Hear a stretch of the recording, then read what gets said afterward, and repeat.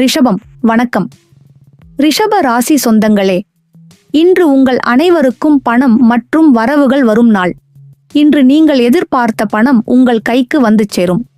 திருமணமாகாத ஆண்கள் மற்றும் பெண்களுக்கு சிறந்த மிகவும் பொருத்தமான ஜோடி வரன் நல்லபடியாக அமையும். உத்தியோகஸ்தர்களுக்கு வேலைப்பளு அதிகரிக்கும். உங்கள் பிள்ளைகளின் நீண்ட நாள் ஆசைகளை இன்று நீங்கள் நிறைவேற்றி மகிழச் செய்வீர்கள். உங்கள் குடும்ப வருமானத்தை அதிகப்படுத்திட இன்று பகுதி நேர வேலைக்கு செல்வீர்கள்.